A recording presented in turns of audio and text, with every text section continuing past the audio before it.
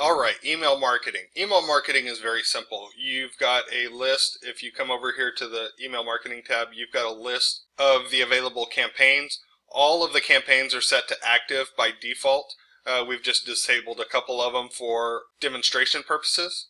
So you will see the subject line of the email, you will see the status if it's active or disabled, and you'll see when it's set to send. So some of these are, such as this one, 17 days after registration, so that's based on the registration date that they're entered into the system. A couple of these are default, so the thank you with AVM data or thank you without AVM data, those are system generated.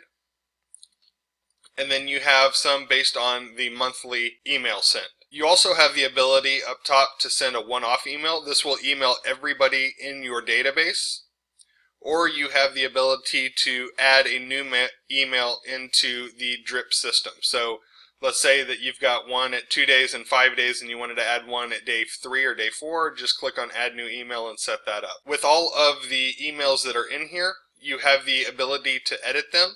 So all you have to do is click on choose action and click on edit. You can also delete the email. If you delete it, there's no way to get it back, so be careful with that. If you don't want the email to send, try not to delete it and instead just edit it and turn it off.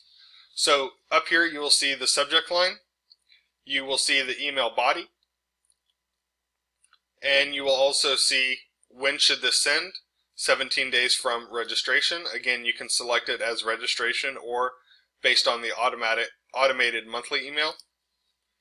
And you have the email status. So if I wanted to turn this email back to active, all I have to do is click on that.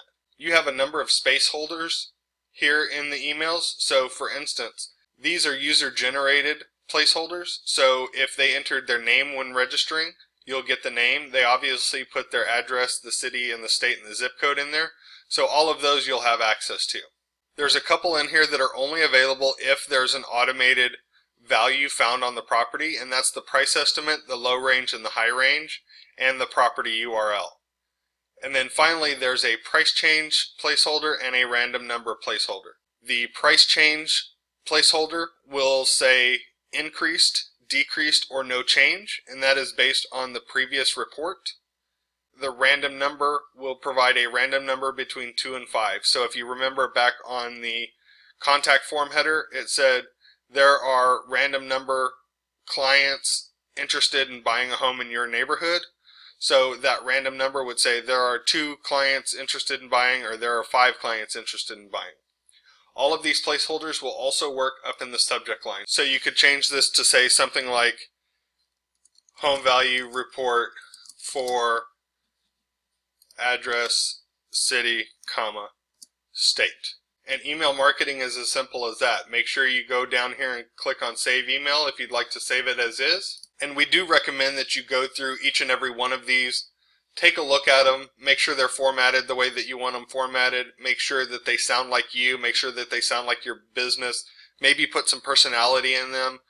These emails have been kind of watered down a little bit to be generic enough for use all over the United States as well as Canada.